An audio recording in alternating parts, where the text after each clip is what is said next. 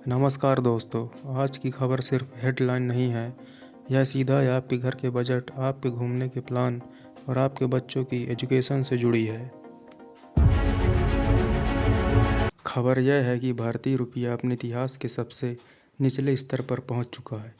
Dollar के मुकाबले 19 रुपये 21 पैसे और 2025 में अब तक हमारा रुपया 5.26% तक गिर चुका है। यह आंकड़ा सिर्फ एक नंबर नहीं है, यह आने वाली महंगाई की चेतावनी है। चलिए समझते हैं दुनिया के बाज़ार में हमारा रुपया कमज़ोर क्यों हो रहा है। इसके पीछे 3 बड़े लेकिन बहुत आसान कारण हैं।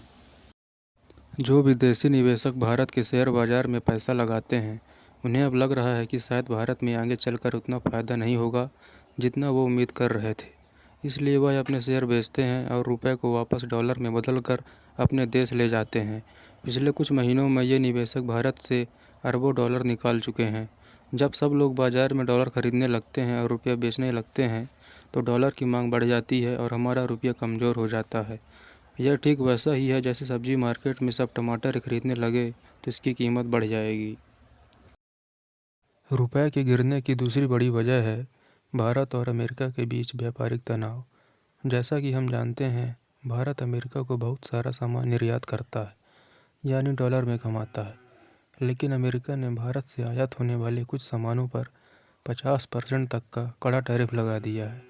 इसका मतलब है कि भारतीय कंपनियों के लिए अमेरिका में अपना सामान बेचना बहुत महंगा हो जाएगा। जब भारतीय कंपनियां कम निर्यात करेंगी, तो देश में डॉलर का इन्फ्लो भी कम हो जाएगा। बाजार को लगता है कि भविष्य में डॉलर की सप्लाई कम होगी, जिससे रुपए पर दबाव बढ़ जाता है। यही कारण है कि भारतीय कंपनियां और निवेशक दोनों ही बहुत चिंतित हैं। तीसरा और सबसे सीधा कारण, भारत अपनी ज़रूरत का ज़्यादातर कच्चा तेल और बहुत सारा सोना विदेशों से खरीदता है। इसे हम आयात कहते हैं। जब हम ये चीज़ें खरीदते हैं तो भुगतान हमें डॉलर में करना पड़ता है। नतीजा ये हुआ कि भारत को हर महीने अरबों डॉलर बाज़ार से खरीदने पड़ रहे हैं, ताकि वो इन चीज़ों का भुगतान कर सके।